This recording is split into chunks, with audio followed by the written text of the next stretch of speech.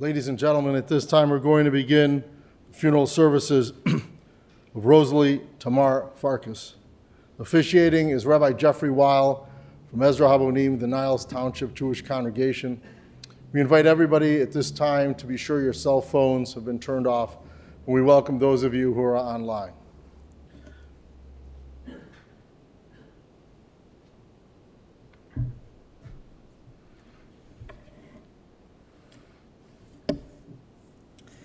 Adonai, ma Adam v'teta ehu, ben enosh v'techach behu. Adam v'hevel dama, yomav otzer, over k'tzit v'chalaf l'erev yimolel v'yavesh. Teshev enosh adaka v'tomer shuvu v'nei Adam. These are the words of the psalmist, Psalm 144, saying, O eternal God, ma Adam, what is a human being that you would have knowledge of him, Ben Enosh, a son of man and woman, that you would take account of such a person. Each of us is just likened unto a breath. Our days are a passing shadow. They go forth, they come and go like grass, which in the morning shoots up and is renewed, and in the evening it fades and withers. But God, you cause all of us to return unto dust, saying, Shuvu b'nei Adam, return, O mortal ones. Would that we were wise, would that we understood whither we go from here, for when we die we carry nothing with us, not our riches, not our glory. But God, you say, Shmor tam ur eyashar, mark the wholehearted, behold the upright, those are the ones who shall find peace.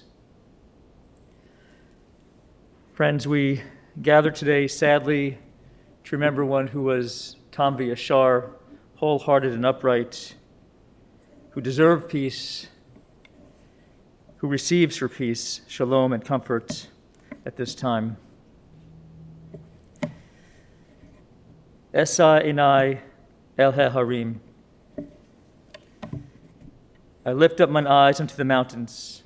Me'ain yavo Izri. From where does my help come? Ezri me'im Adonai osei shamayim va'aretz. My help comes from the eternal God who made heaven and earth.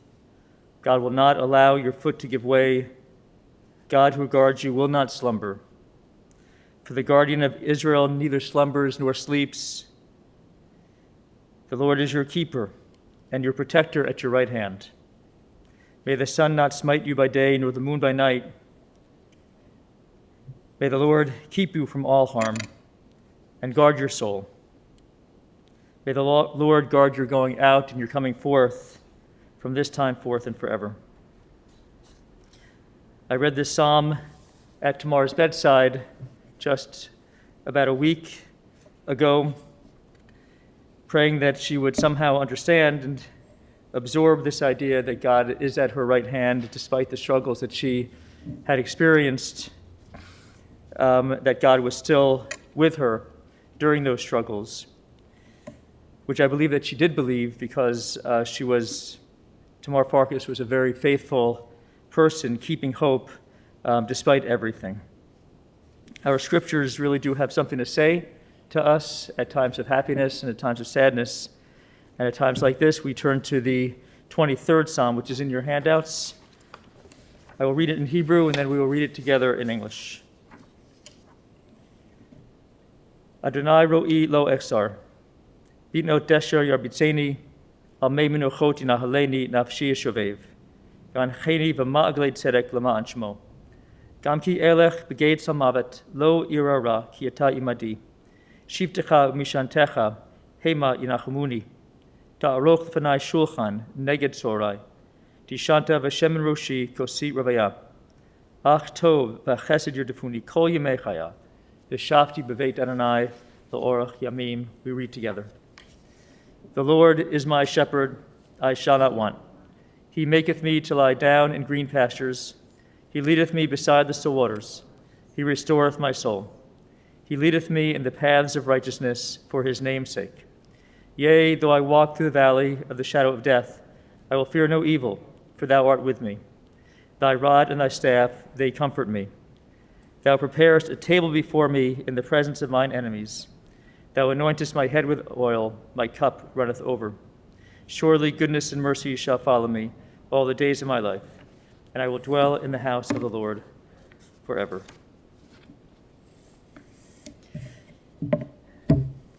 Before the service began, Alan recited the blessing for Kriya for the tearing. He's wearing the Kriya ribbon now.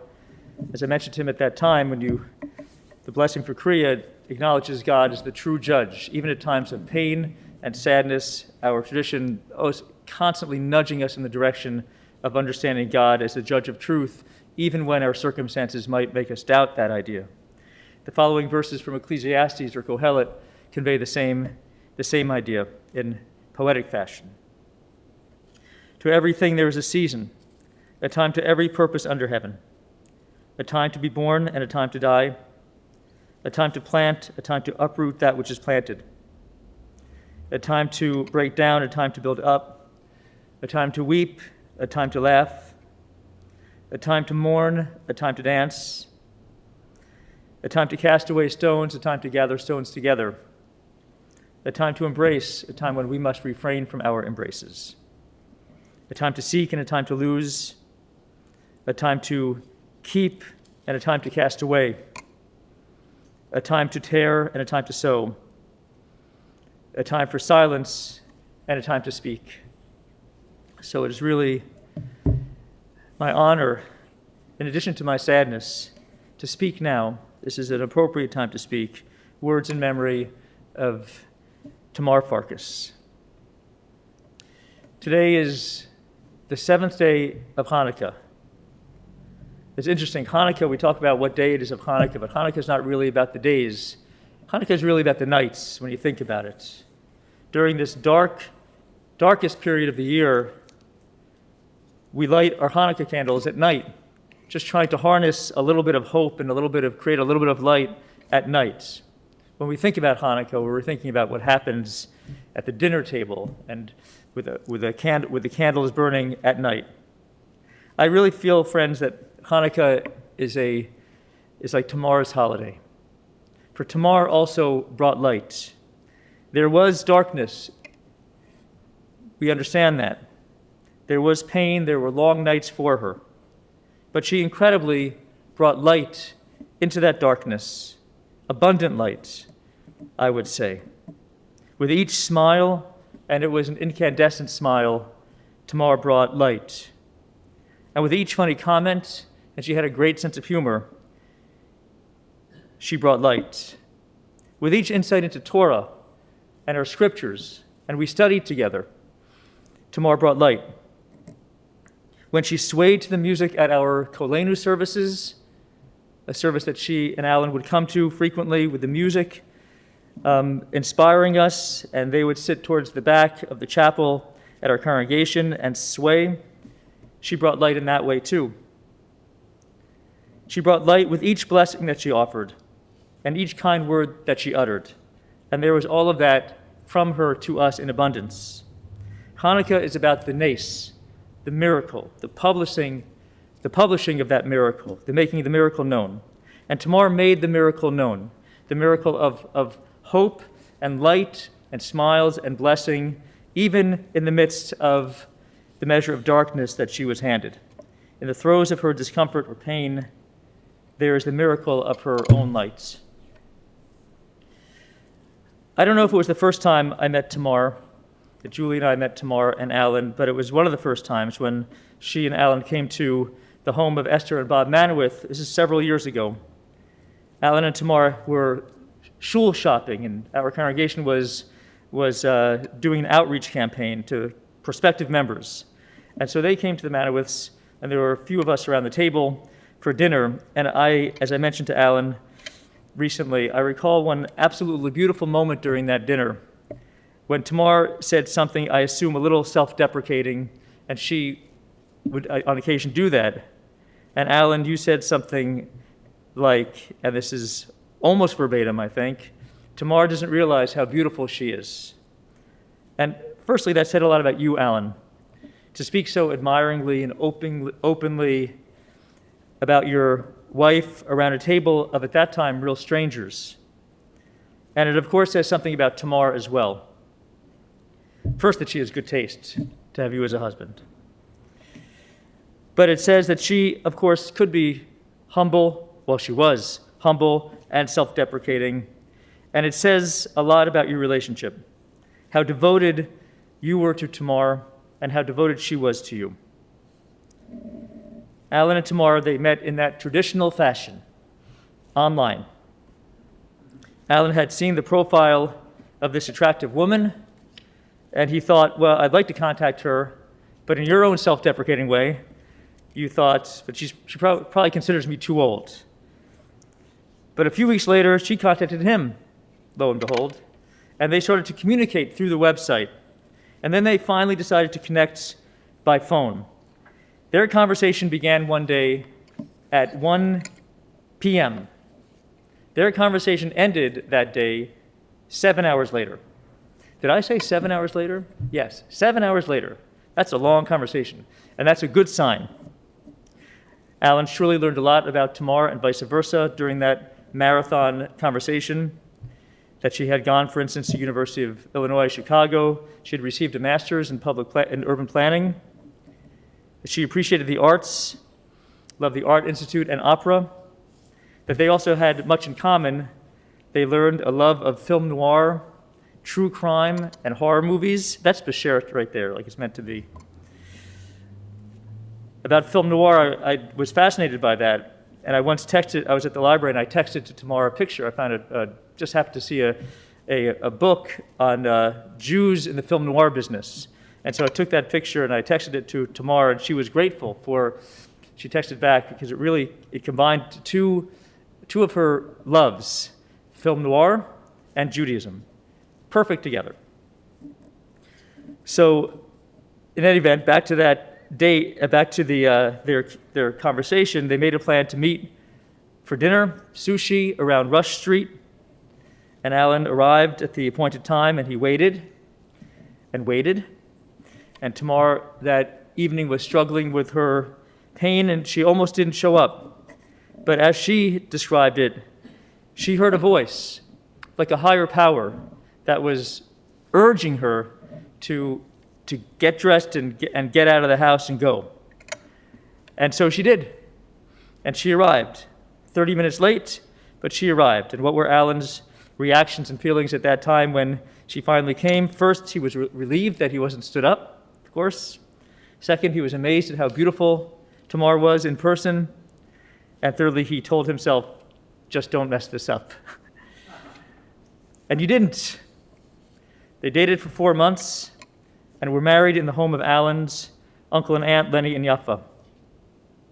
Tamar, in just a few years after they had made that first contact with our congregation, became a fixture at Ezra Habanim, the Niles Township Jewish congregation.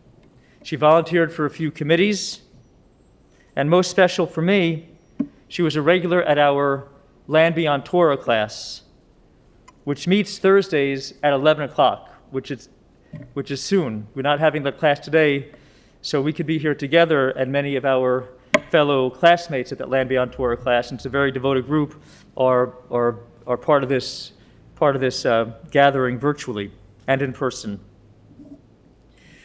During that class, we all honored Tamar and loved her and appreciated her for her intelligence, for it was evident she made a lot of comments in class, and her insights were great and appreciated.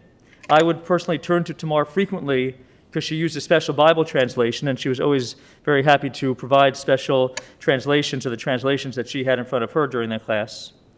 I would also, on occasion, kid Tamar a bit when she headed to the table. We often have some snickety snacks before the class was to begin, and she'd be walking back to the table with this paper plate really arching downward with a huge piece of cake on it. And I would say to her, understanding her medical issues, I'd say, Tamar, is that okay for you? I'd just kind of kid her.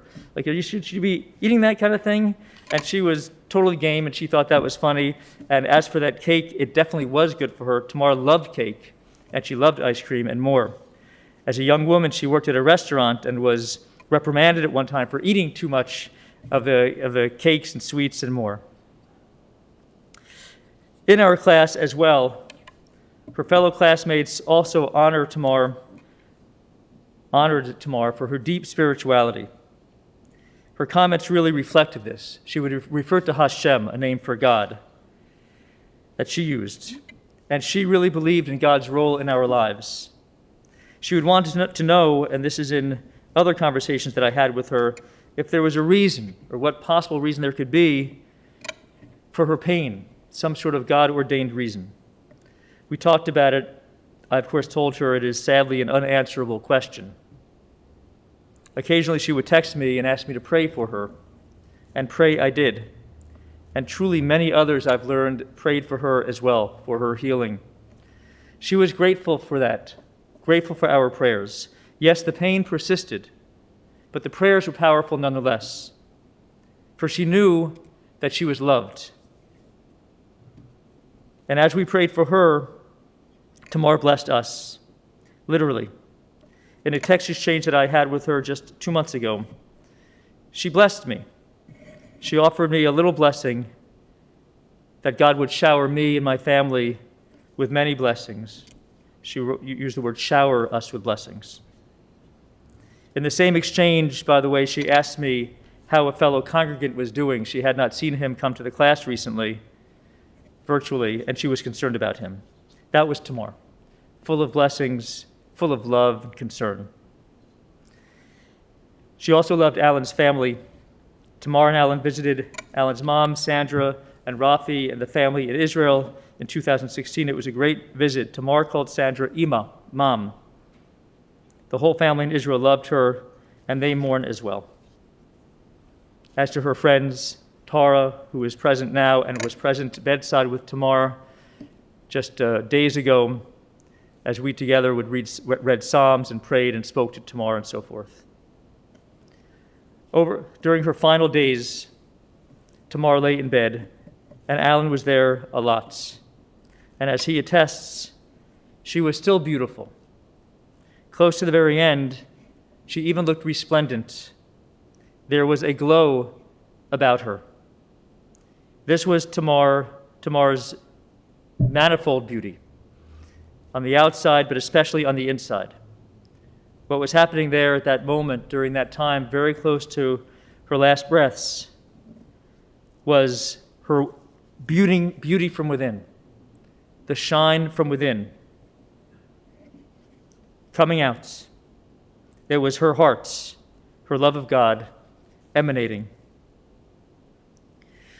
In the Land Beyond Torah class that I had mentioned, we study the centuries-long process of the Israelites in the Promised Land, settling in and striving to become holy, striving and often not succeeding. And their only impediment to becoming a holy people was and has been faithlessness. They were not tam, that word tam, which I used earlier, which means wholehearted. Not wholehearted for and towards the Lord who loved them. Tamar was tam. She really was. She was a wholehearted person. She endured manifold hardships, but she was wholehearted in the most decent, powerful ways. She was wholehearted in her faith. She was wholehearted in her kindness. She was wholehearted in her smile and her learning. And she was wholehearted in her love for all, especially wholehearted towards Alan, for Alan. Tamar's life was too short, but her blessings will long endure. Zichrona livracha, may that memory be for blessing. Amen. Alan?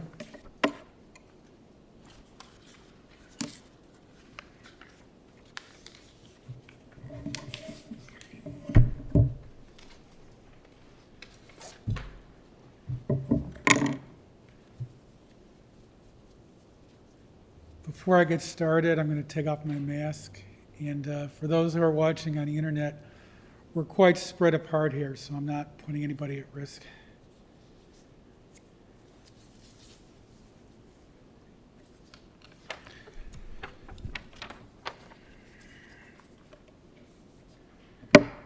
I'd like to thank everybody for coming here during these perilous times. I really appreciate it. Tamar and I met each other in 2012 through an online dating site, as you know. I was intrigued by her profile. She seemed pretty, interesting, intelligent, and a little mysterious. But I did not reach out to her, as you know. About 2 months later, to my pleasant surprise, I received an email from Tamar commenting favorably on my online profile. At this point, we started a series of protracted communications that spanned over several months. Tamar would send me a message, I would respond, and then I wouldn't hear anything. At this point, I should have realized that this was going to be a trend. Things with Tamar would not always be easy. In one of these emails, Tamar had professed her love of film noir. I responded back by saying, well, that's quite a coincidence since my favorite hobby is getting my heart broken by femme fatales. I think this comment won her over. As my online profile name was still a brat, she referred to me in her next email as Mr. Bratty Pants. Here's what I remember from that 7-hour conversation. I had a lot of fun. Tamar quizzed me in great detail regarding a personalized survey I'd taken on the dating site. We talked about past relationships. We discussed our love of movies. Tamar accused me of having a printing press running in the background.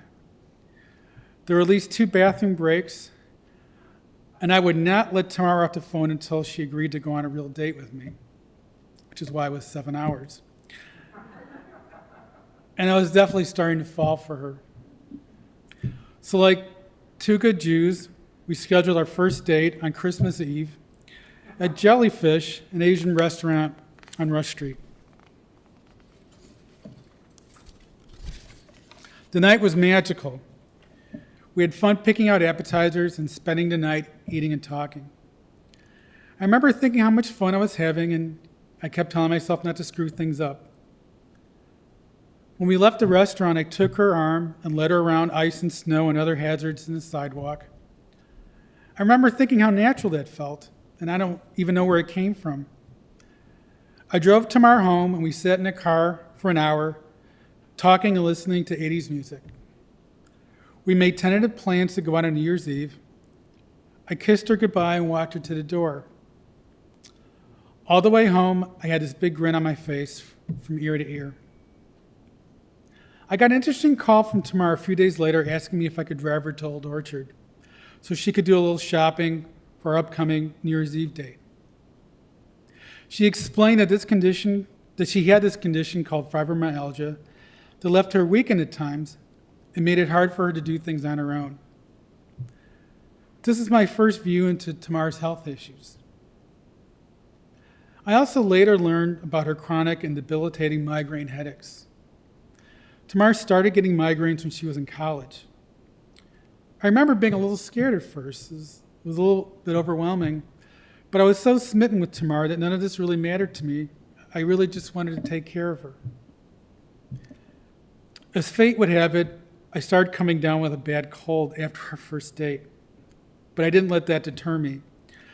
I took Tamar shopping, and even though I was feeling awful and weak myself, I still really enjoyed being with her. It felt like we'd been dating for months. My cold was still present on New Year's Eve, but there was no way I was going to miss this next date. As it turned out, this night was even more magical than our first date.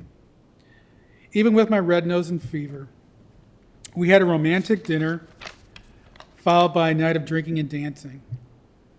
At one point in the evening, people outside the bar we were in were looking through the window and clapping and pointing their thumbs in the air, giving us their approval. We started seeing each other more and more. I was taken not just by Tamar's beauty, but her passion, intelligence, wit, sense of humor, and just how cool she was. Until then, I never met anyone who fit me the way Tamar had. I used to tell her that we were like 2 puzzle pieces. In fact, Tamar had said on a number of occasions that she didn't realize that she wanted to meet somebody like me until she actually did, and I felt the same way about her. On January 30th, 2013, Tamar and I were talking on the phone. I told her I missed her so much and I could feel my heart aching for her. Tamar said it must be deep love. I paused for a second. I said, yes, it is. She in turn told me that she loved me over and over again. I replied, I love you too. And this was just 5 weeks after our first date. Within a few months, we became engaged. Tamar moved in with me and we became inseparable. We rarely spent a night apart from that point on. We now refer to each other as beshert or soulmate, as well as a list of other affectionate names that seem to grow over time. On February 23rd, 2014, we were married, just 14 months after our first date. We had a beautiful, intimate wedding at the home of my Uncle Lenny and Aunt Yaffa. I remember how happy we were on that day. Next to our first couple of dates, it was one of the happiest days of my life. We honeymooned in San Francisco, and we had so much fun exploring and touring the city. Initially, through a change in treatment, Tamar's migraine started to get better, well enough for us to take that trip to Israel in 2016. We had a great time on this trip, building a lot of great memories. My family was so taken with Tamar. Not only could they see how kind, intelligent, and passionate she was, but it was evident how much Tamar and I adored each other. This was also an opportunity for Tamar to finally meet my mother, Sandra, and her husband, Rafi, in person. Even before this, Tamar had started to bond with my mother and looking to her as a surrogate mother. And Tamar always referred to my mother as Ima. And I think over the years, my mother thought of Tamar as a daughter as well. As the years went by, Tamar's migraines got more frequent and more intense. Medications or treatment that helped her in the past either didn't work or just weren't as effective anymore. And it wasn't just the headaches that plagued her or the fibromyalgia. Tamar was also developing different body aches and other minor ailments, which is so overwhelming for her. To be honest, it was overwhelming for the both of us. To the outside world, Tamar was this beautiful, vibrant woman. She worked hard to present this image. This also made it difficult for most people to appreciate the daily, relenting pain that Tamar had to endure. Tamar also felt shame that she couldn't work anymore. She used to work as a state auditor, and judging by her reviews, she was very good at her job. But I was always so proud of Tamar. I was proud of her strength, intelligence, passion, and the interest she took in her friends, family, and even minor acquaintances. And I was proud to be the recipient of her love. Tamar and I were together just under 8 years. There were many highs and lows in our relationship, but the intense love we had for each other always remained constant. Tamar, I miss you so much. I miss waking to you in the morning and going to sleep with you at night. I miss your laugh, your hugs and kisses, and your soothing touch. I miss the way you hold me and look in my eyes in a way that shows how much you love and adore me. I miss us being goofy and laughing with each other. I miss hearing all the endearing names that you have for me. I miss watching scary movies and thrillers with you. I miss the way you care about others and the love you have for Ima, Rafi, and the rest of my family. I will miss celebrating our birthdays and the holidays with you. I will miss your thoughtful and loving cards. I will miss cooking for you and seeing how much you enjoy my food. I will miss growing old with you. And most of all, I will miss your unconditional love. I hope you're in a better place, my dream girl. I'm glad that you're not suffering anymore. I love you, I love you, I love you. You'll always be my beshert and my soulmate.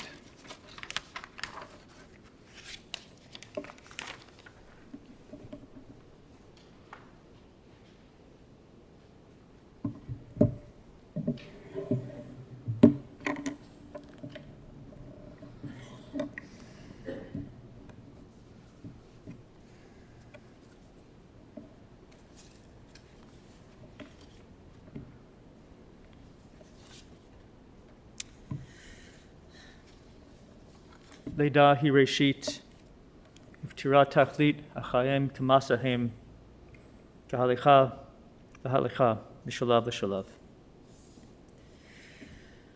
Birth is a beginning and death is a destination. Life is a journey, a growing from stage to stage. And sadly, the journey of Tamar Farkas has now reached its conclusion. We now rise for the El Malay Rachamim, the memorial prayer.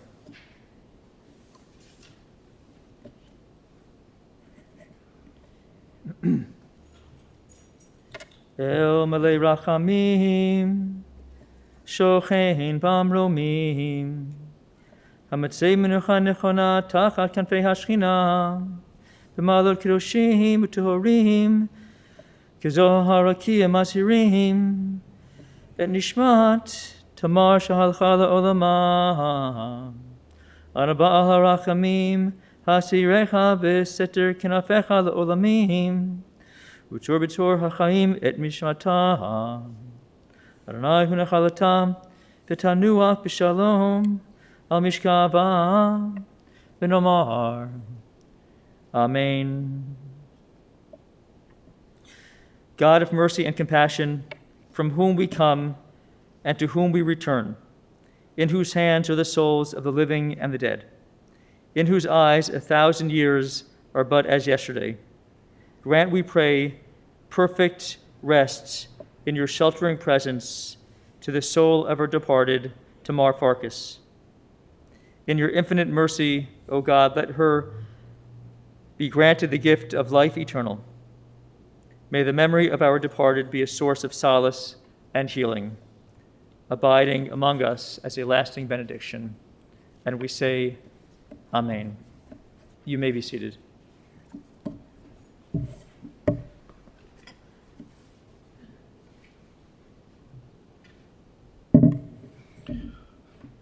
Ladies and gentlemen, the interment service will continue at Memorial Park Cemetery, located at 9900 Grosse Point Road here in Skokie. For those of you who will be driving in the procession will be forming in our parking lot. Please obtain an orange safety funeral sticker to place on the right-hand side of your windshield. Have your bright lights and hazard lights on at all times. For additional measures, we will be providing additional measures of safety. We will be providing a car in the back of the procession to hopefully keep other cars from entering the procession. Please use your horn liberally as you're going through the intersections. Memorial contributions in her memory to Ezra Habonim, the Niles Township Jewish Congregation, that would be appreciated. And for those of you who are online, you can find that information on our website. At this time, I invite everyone to please rise and stand in place as we escort the casket of Tamar Farkas from the chapel. The burial, the interment will not be online, so for those of you who joined us, we say thank you. And at this time, we're going to continue with the recessional.